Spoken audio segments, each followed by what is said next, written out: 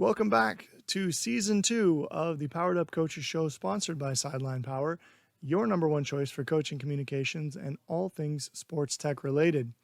In the first episode of Season 2, Tim Washburn is going to sit down with Coach John Miller, and they're going to talk about some of the skill sets and tools that Coach Miller has used to be successful in creating championship-level programs across multiple different athletic disciplines. It's very clear in listening to this interview that, one of the foundational elements of his success has been building, really meaningful relationships with the people in his program and expecting that they have those types of relationships among themselves. And he does this through consistently modeling and instilling the values and actions of trustworthiness, humility, attention to detail, intensity, and ownership of the program itself for both the coaches and the players.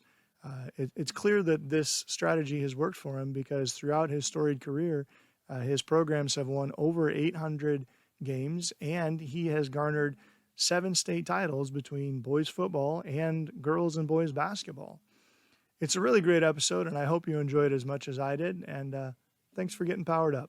Well, listen, not often do I get to sit down with a Hall of Fame coach who has won state championships coaching 4 different sports. You've been on an 87-game winning streak. There's so much to tell in this story, Coach. I can't wait to jump in an incredible story. But before we do, we got to start in Elgin, Nebraska. We're going to go way back to growing up days in Elgin. And, you said to me before we went on the air, there were some absolutely mammoth backyard football games. So tell me a little bit about what that was like growing up in Elgin and getting those games together. Oh, I loved growing up in Elgin. It was such a welcoming community, and I was very fortunate to live on a block that had a lot of boys that also lived there. So there was always basketball games, football games, just a lot of things that was going on. My folks used to joke they used to plant trees in our backyard, and they quit doing it because we used them for bases and kept snapping them off all the time. It was fun. Ride your bike anywhere on town, people yell at you and bring you out something to drink. I mean, what a great experience there. So. Yeah, pretty idyllic. Who were you when you were playing those backyard football games? Were you Raiders? Were you Cowboys? Was it a college guy? Always the Chicago Bears. You really? Still a Bears fan. Any player jump out? Gale Sayers I liked.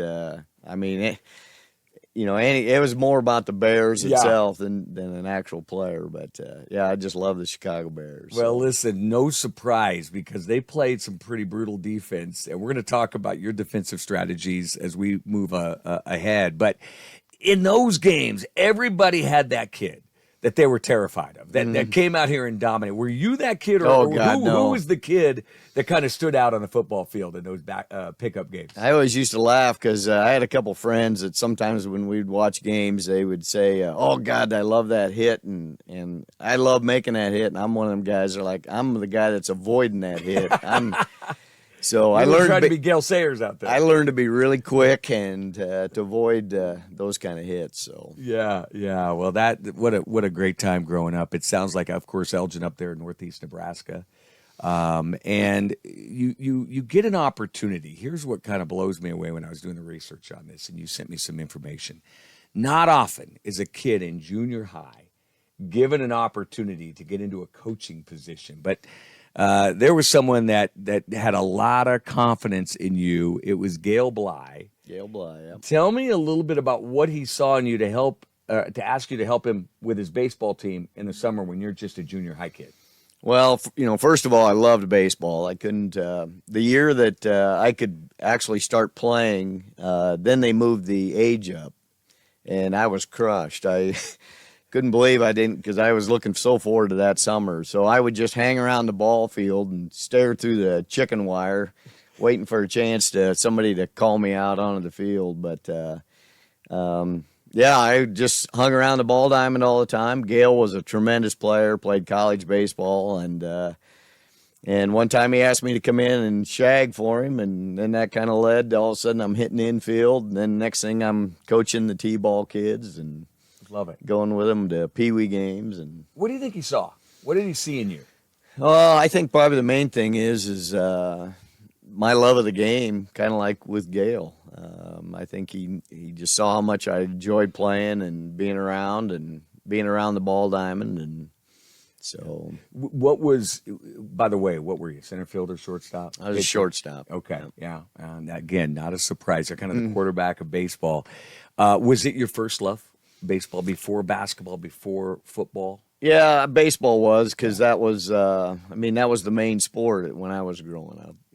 It was a big deal in the summers. That was when you sat out on Sundays and the car would drive up and down to residential with the big speaker on the top and announce that the town team played at 2:00. And I like that. The family bring that back, by the way. Oh God, the family, we would load up in the car and go down and and chase foul balls for nickels, and those are great Sunday afternoons to go watch baseball. So. Absolute great time. So I've got a question. When you are asked to go hit infield and you're in junior high, someone had to instill confidence in you to say, hey, you're capable of coaching a T-ball team and you're 15 years old. Who instilled that confidence in you? Where'd it come from?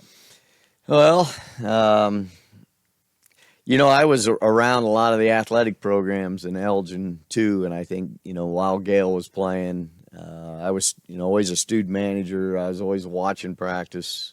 My parents and we never missed any high school game of any kind, and they made me sit beside them, and I didn't run around like all the other kids. I had to keep stats and take a notebook. So I just think the idea that I kind of had a knowledge of the sport and felt pretty good about what I was supposed to be doing. I think that's kind of where it come from. So. Parents pretty supportive? Were they say get out there, or were they a little leery about you jumping in? No, they were very supportive. And my mom was an absolute sports fanatic. She had sports on TV 24/7. My dad, not so much, but he was always hitting infield to me or hitting me fly balls or playing catch or rebounding for me. So he really wasn't into sports, but he didn't shy away from helping me develop, I guess. So. I love that. Even though not his passion, right? Yep. He jumps in and helps. I think everyone has that in their life, right? That they have that person that even though it may not be their passion, they put you above them. And it says something about your dad, it sounds like. Oh, he used to say, the minute he'd pull in the driveway, I'd be waiting in the front with a bat and ball and a glove. And so he'd just go right from the car to the backyard. Yeah. So, yeah. Well, great parents. Absolutely. Well, you also had some other great mentors. Let's now transition a little bit into your coaching career. So when did it hit you? When was that moment that you're like, listen, I'm built to be a coach? Well, I don't know. I think it kind of started in high school.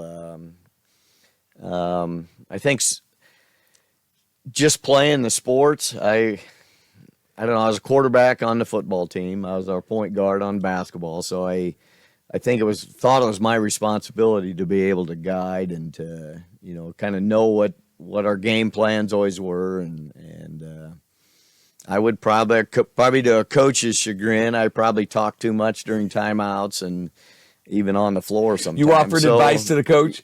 Sometimes, yeah. So okay, now here's the question. Did he listen to you? A lot of times when I was a junior and senior, he listened more than when I was a freshman, sophomore. Yeah. But, I wasn't shy about, directing kids or expecting more out of kids when I played. And yeah. So, I love that part of it, so. Well, there's a kid here in Ashland Greenwood named Dane Jacobson who was all-state quarterback this year, great basketball player. I coached him, and he's the only kid, I tell him to this day, he's the only kid I ever listened to. When he would talk to me, it was like there was just something about him. But again, quarterback, point, well, he was a guard. He wasn't really the point guard. But there's something about those positions, aren't there, that gives you that early sense of leadership when you're shortstop and quarterback and point guard that really hones a leadership skill.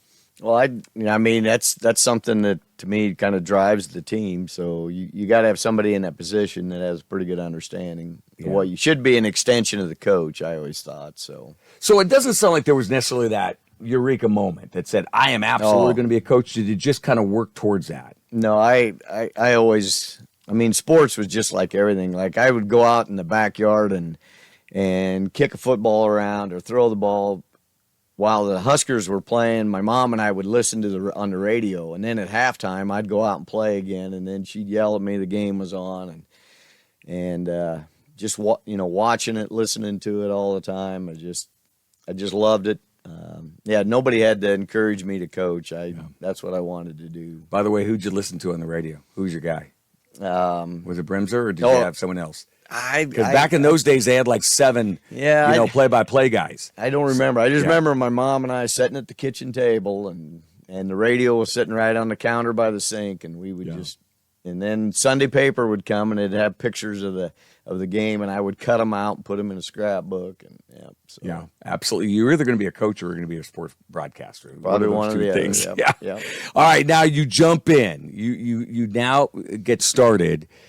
And boy, mentors are so important. When I asked you about your mentors, there's a legendary coach up in Valentine, Nebraska, who gave you your start, and while he was at Clearwater. Talk to me about that coach and what he meant to you and how he pointed you in the right direction. Well, I first met Rick. We were playing softball, and I was going to Kearney. I was going to graduate, and I was going to try to stay on at Kearney as a grad assistant for the basketball team. And Rick and I in the summer were playing softball. We played softball and baseball together, and I always thought the world of Rick.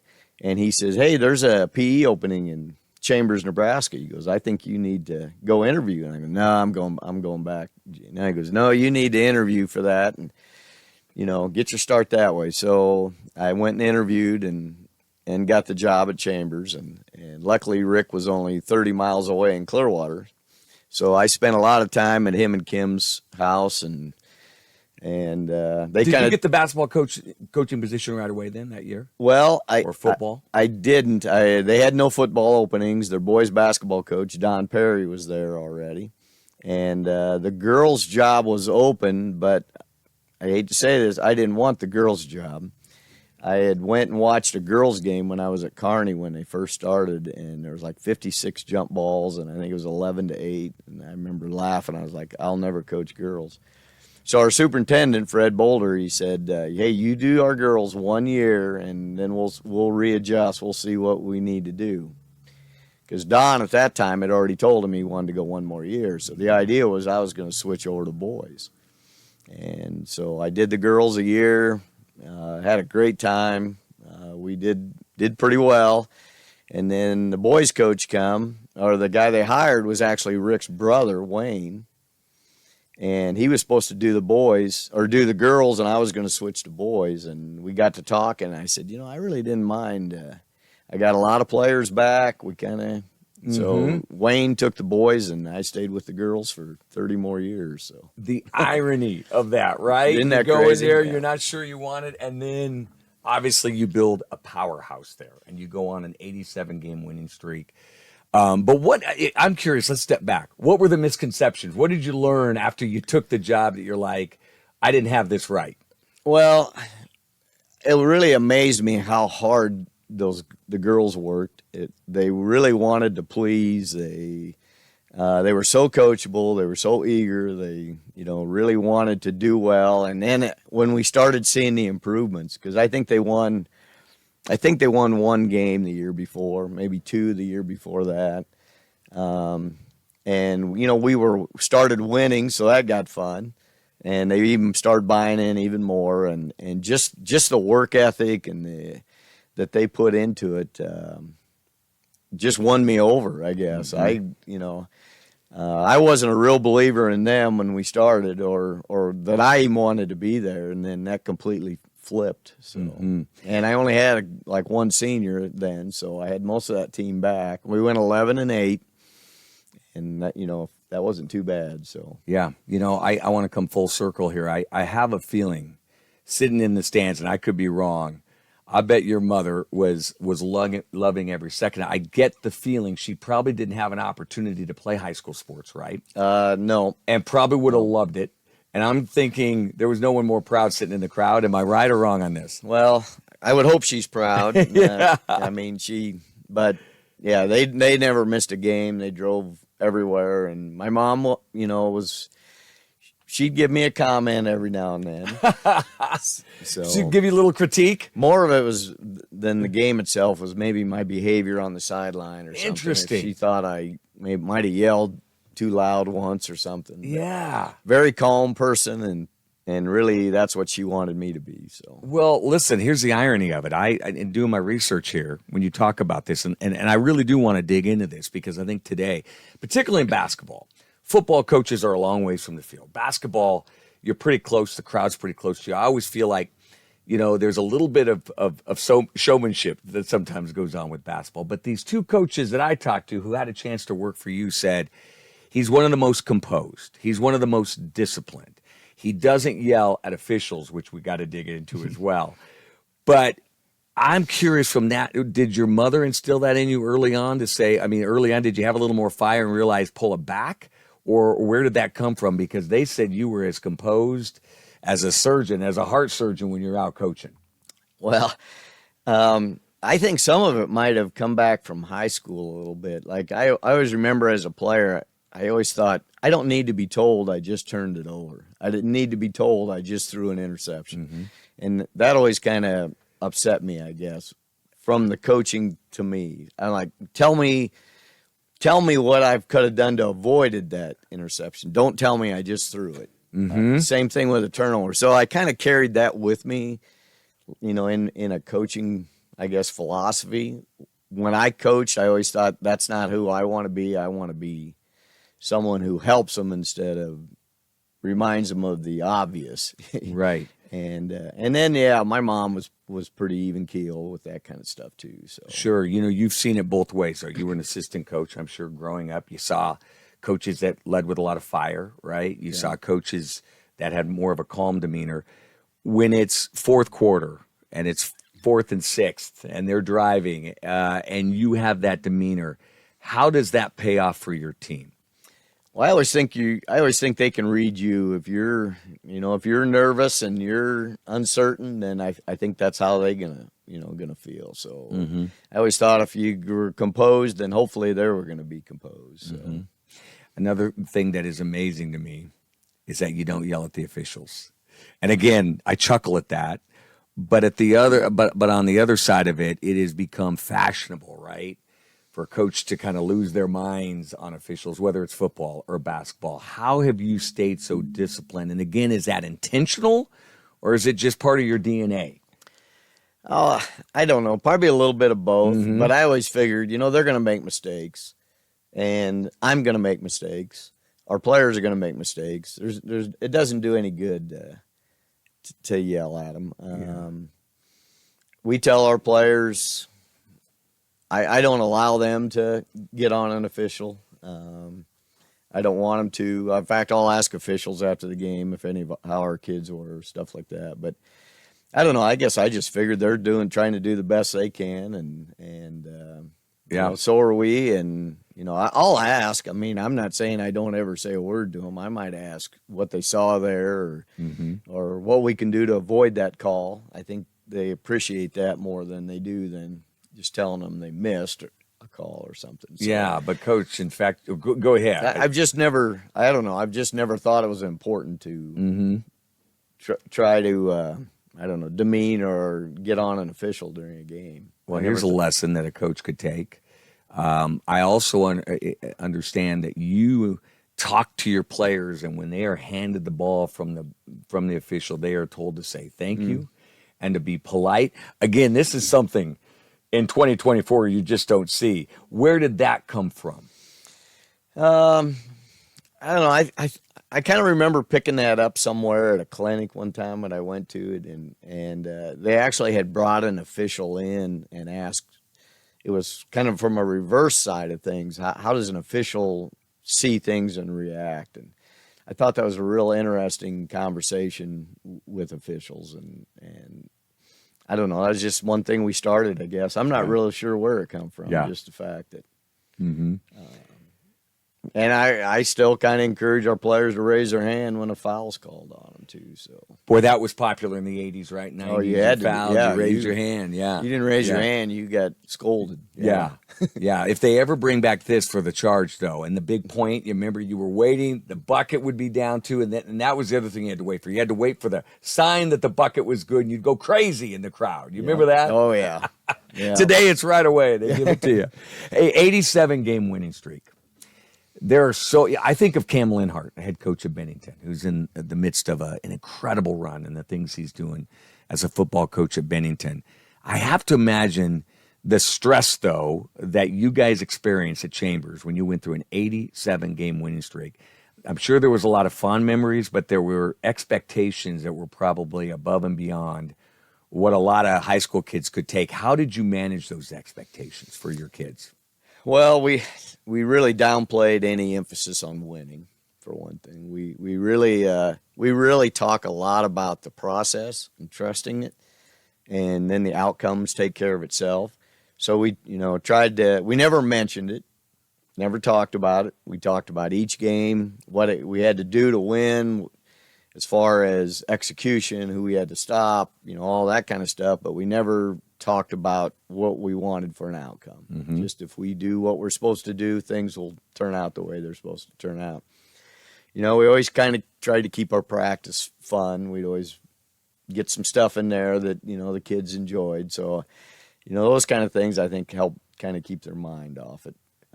Was it harder coaching through an 87 game winning streak, or harder coaching, say, and you didn't have a lot of mid-level teams, but a 14-7 season? What was more challenging as a coach? Well, I tell you, I wouldn't say the 87 game streak was.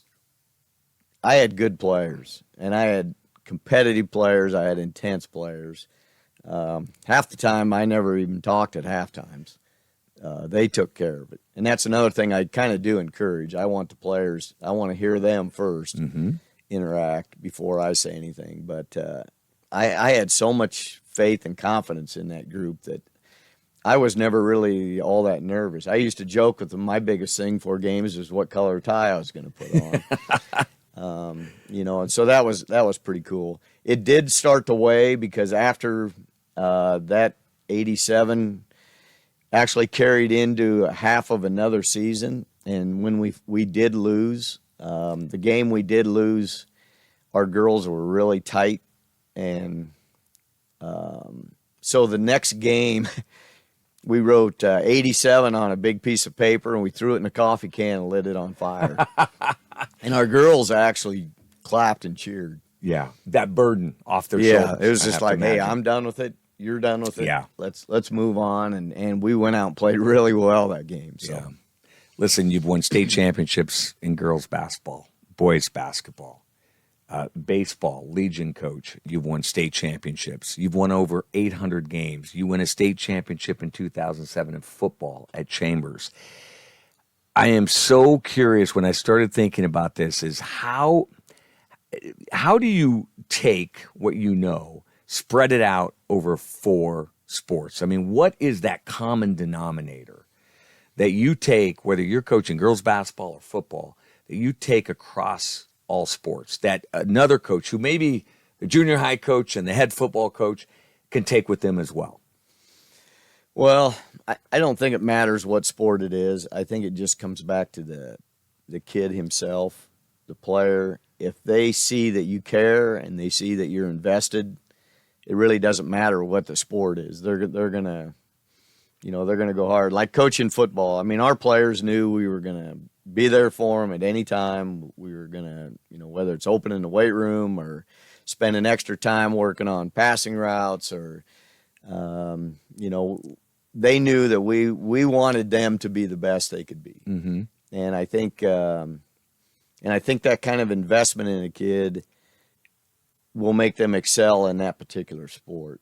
And why is that?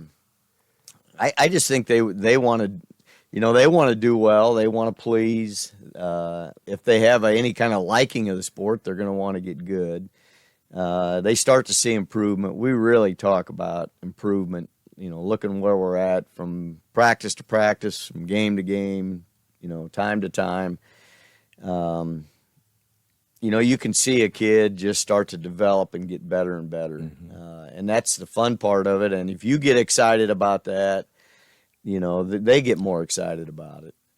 And then I think probably the most important, well, not most important, but one great thing is I've been so fortunate, surround yourself with assistant coaches who have that same passion. I have worked with tremendous assistant coaches that I've learned a lot about, just like within football. I was never a lineman. Yeah. But, I had coaches in there that had played in college in the offensive line and defensive line. And, you let those guys work. You let them do what they do best. And then you listen to them and learn. And so you're all on the same page that way all the time. All the kids know every coach on there's after the number one, same goal. And how do you find them? How do you find great assistant coaches? Because that's the thing, developing that staff. I think most coaches would say that is such an important part of developing a program. One guy just can't do it. One gal can't do it. So how do you go about finding great assistant coaches that can help you? Well, I think sometimes you're just lucky that those people are in your community and you kind of know that. Like, I don't know, maybe like with Matt and Randy, they'll probably tell you that, the first sit down I had with them, I had no idea who they were. I had no idea. But the first thing I sit down and tell them is, I expect 100% loyalty. I kind of go over what we just talked about. I want full investment in the kids. It's nothing about us. I want everything focused on them. And after an interview like that, you get a pretty good read on somebody. And I think that's kind of how I've picked them over the years. So. Yeah. When you talk about investment in kids, without a doubt, the weight room, getting excited about their success, how does it translate for you outside of what they're doing in the weight room or what they're doing on the football field? What does that investment look like outside of that? Well, we want our kids to know, we tell them we're not there for just sports. We're here for you for anything you need. And one thing I think is kind of neat is academically we set up study hall things for them. If you're not good in math and Bill over here is on our team, and you're struggling, I'll check with teachers and find out that, you're down. We get those two together. We really encourage the mentorship with each other, find somebody's strength and somebody's weaknesses and pair them together. Kids we have our kids at our house a lot for suppers, dinners. My wife is tremendous about, cooking meals, and then the kids hang out and we watch goofy YouTube stuff and, just spending time with them and letting them know your door is open. I've had, kids that'll have some problems, maybe outside home life or whatever, that'll stop over and just want to visit about it. So, we talk about assistant coaches being so critical, but boy, the spouse as well, right? Oh, I mean, God. it is a job not just for you, but that spouse is coming along and is involved and employed just as much as you, right? Yep. So Absolutely. the role that a spouse can play as well, and in your instance here, your wife, I imagine it's just been critical to your success. Oh, she's been every step of the way, and it's fun to just, sometimes you come home and you're confused or you might be emotional, just to have somebody to talk to and kind of give you a perspective on something. And like I say, all the things she does for the kids. Like we had a camp here just these last couple days and our players, and all of a sudden she walks in, she'd made these breakfast pizzas and, just little things like that the kids just love, and she's always doing things like that for them. And and she has a great knowledge of the game too. So absolutely, she yeah. always, do you hear from that from time to time? She always wants me to get technicals and get kicked out so she can take over. That's what she tells the officials. Well, you got to tell her time, it's so. two. And since you probably have never had one, have you? Have you ever had a tea? This is going to sound odd. I think I've had 3 of them. Is that right? 2 of them was from actually a fan sitting behind me that yelled something out and official. Yeah, right, coach. That's what they all say. So, and then the other 2 you earned? One I might have earned, yeah. But Yeah, well, and it wasn't that bad, I didn't think so. yeah, well, after hearing from your assistant coaches about how you take it pretty easy on the officials, that is a surprise that you've had a couple of T's in your career. Um, Coach, here's what I'm curious as well. When you look at all of the sports that you have had an opportunity to coach and you've had great success, the X's and O's. Is it a myth that you have to be incredibly well versed in X's and O's? And really, the truth is, you just got to be a great leader? Or where does that knowledge of X's and O's, how important is that? No matter how great of a leader is, you have to be strong in that area. I'm curious about your thoughts on that. Well, I think the X's and O's come into play with knowing your personnel. For instance, in football, there was a stretch of years there where the teams that we played were just big, strong kids, balanced line, power football. We didn't have those kind of kids. And so, for us to go out and run that kind of a system would just be murder. We're not going to succeed in those kind of things, even though that's what a lot of people think what football, needed to be. So we actually just kind of went through and put a strength and weakness of every one of our kids, kind of designed an offense that we thought would fit every one of them and bring their talents to their top, and so that's, to me, where X's and O's comes from. And that was actually we changed all that in 2-6. We had a good year. Or 2-6, we actually went to the semis, got beat on a last-second touchdown would have been in our second state final, and then won it the next year. And basically, that's when we completely changed over fit personnel. So when you say your X's and O's, I think that kind of comes in. Same with basketball. If I never ever had a big player. When I went to Southern Valley, I had a 6'9" kid. So all of a sudden, I had to learn how to coach a post, and so you had to learn your X's and O's there. So yeah, from that standpoint, I think they're very important. Yeah, the other thing I understand about you is your detail. I have heard from assistant coaches who say there is no one who takes as many notes watching a practice, that you're a note taker. Why is that valuable to you? What are you getting out of that? Probably one thing is I don't have a very good memory.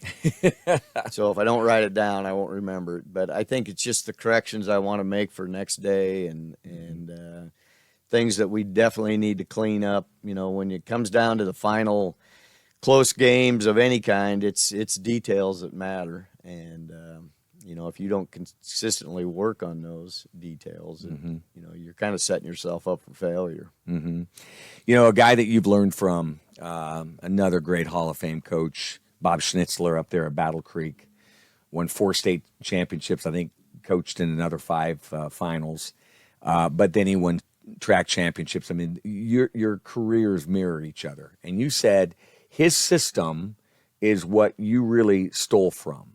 And again, they always say steal from the best, so kudos to you. What was it that you pulled from him that helped you in your career? Well, we went to our very first team camp. Back then, team camps really weren't heard of. I remember I had to have a parents' meeting to explain to them exactly what we were doing and where we were going and what it entailed. But the first camp we went to was at Northeast College in Norfolk, and Battle Creek was there.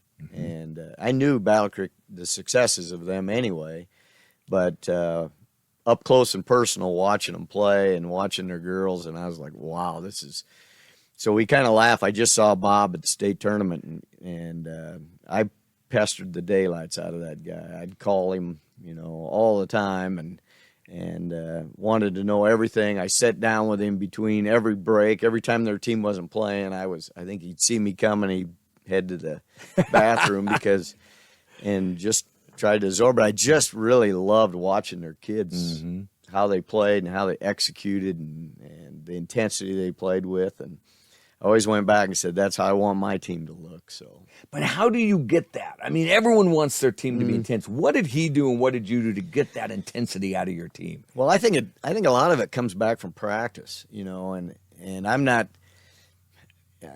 be careful here, but I've watched some practices and they're kind of low key. They're a lot of standing around, a lot of long lines, a lot of stuff like that. Then they go into the game and then the coach is, yelling at them and yelling at them, getting on them about wanting them to play harder and to be more intense. Well, to me, if you're going to go and practice, you're going to stand in long lines and walk to your drills and do that kind of stuff. You're probably not going to be real intense when it comes to game time. So I think we design our practices. We run to every drill to drill. We don't walk anywhere.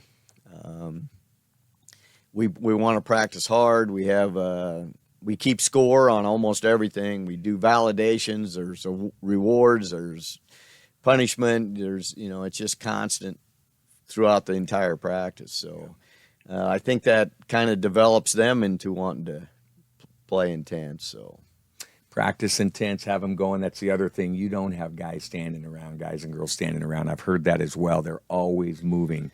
Here's something I've got. I'm going to run a little theory by you.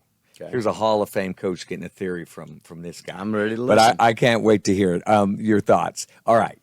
You were known for your defenses, and the amount of time you spend in practice on defensive preparation in both, or in basketball particularly, is pretty legendary, right? You put a lot of emphasis on it. Your Chambers team in 07, tough defensively, really good defensive team. Yeah. You don't win a state championship without that. So here's my thought. You put a lot of effort into defense. I always believe that when teams play great D, that it is not the most compelling or sexy part of sports, right? It's, hey, I average 18.8 a game. I'm shooting 46% from three. I average 8.1 yards per carry. This wide receiver, every per catch is 27 yards per catch and 8 touchdowns. But on defense, it's not really stat driven unless you have 130 tackles in a season as a linebacker or something. And yet, when you get teams who play great defense, it's kind of the epitome of team ball because they're really having to be cohesive. They have to come together as a team to play great defense. And it's not, again, that really compelling side of it. Am I right? Am I right on that if you can be a great defensive team, you've got something better than just a great defense? You've got a team that's kind of bought into the whole team concept. Well, I've asked teams, I always do some exit interviews with players and teams, and one thing that always kind of stuck out early is what scares you more to play, a team with really good offense or a team that was really good defense? And almost majority of them say a team with a really good defense. And that's the thing I saw even with football with our really good teams was after about a quarter and a half, they didn't want anything to do with us.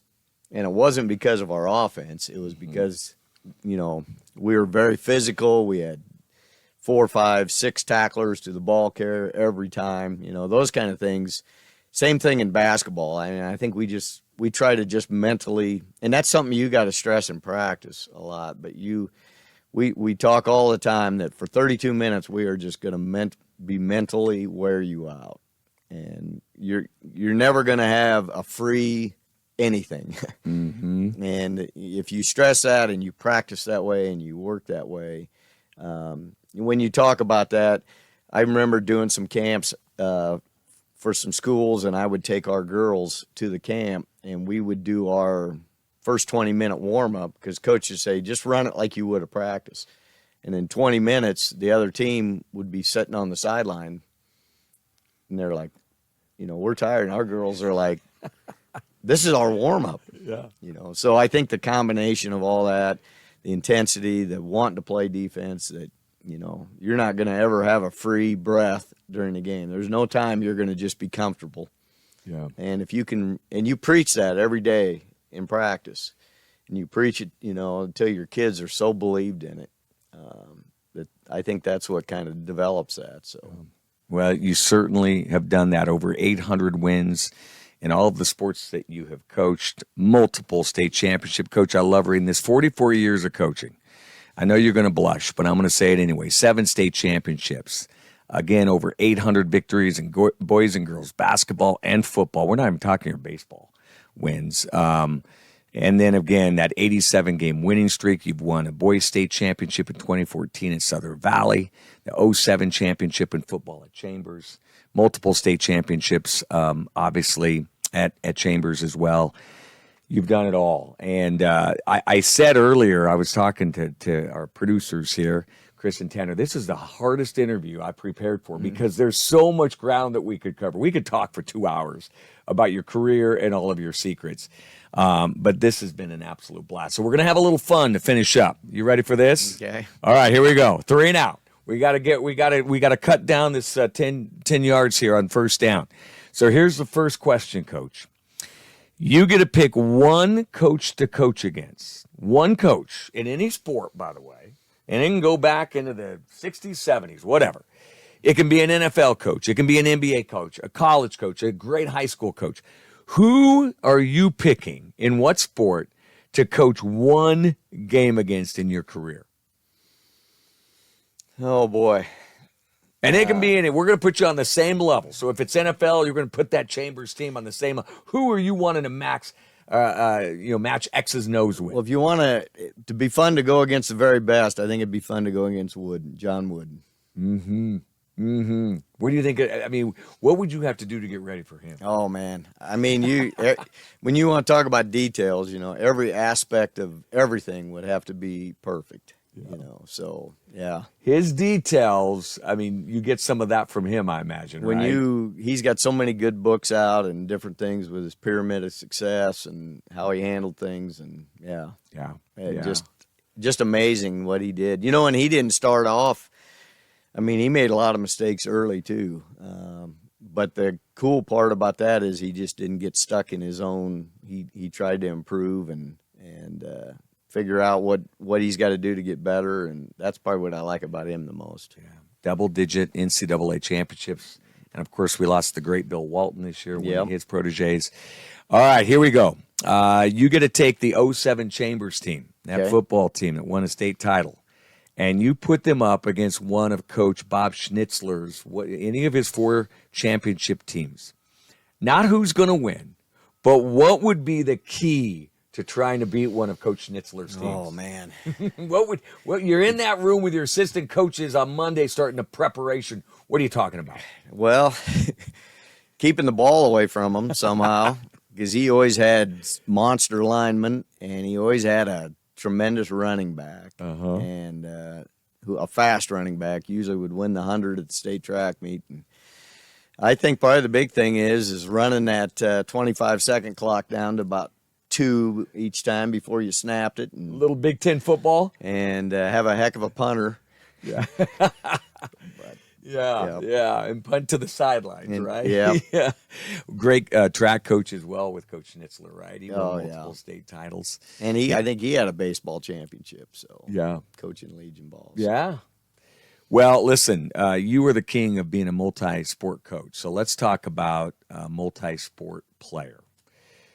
Give me, in your mind, the greatest multi-sport athlete that in your mind, the greatest. I mean, there's the Bo Jacksons, the Jim Thorpes, the Danny Ainges, which I kind of forgot about, Jim Brown. Who do you think, in your mind, is the greatest multi-sport athlete that you've seen?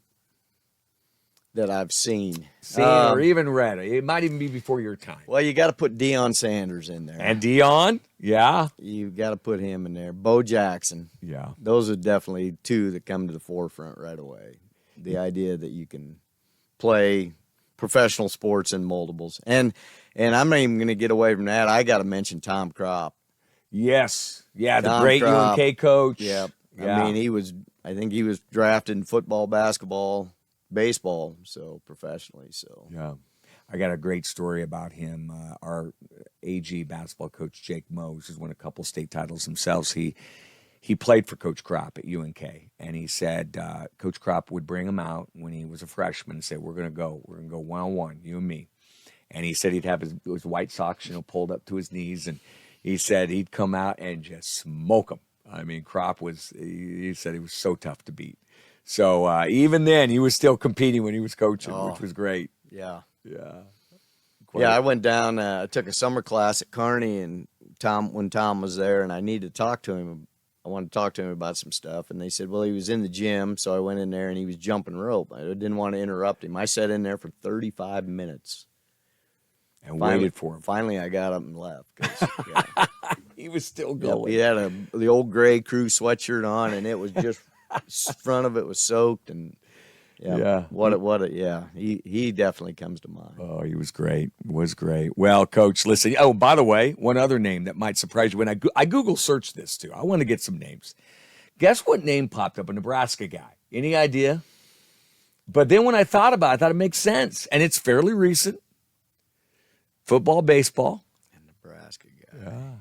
Darren Erstad. Oh, yeah. You know, great. I still think he could have been the MVP of that Orange Bowl that year. The way he pinned Miami down. Yep. His punts were legendary. And then, of course, Baseball. what a great baseball player he was. And Gold Glove winner for the Angels. But That's right. hey, listen, fitting that we end on multi-sport athletes for a Hall of Fame multi-sport leader, coach. It's been a pleasure and learned a lot today. So thanks for joining us. Well, thanks for having me on. This has been fun. You bet. So, You bet. Thanks, Coach. Yep.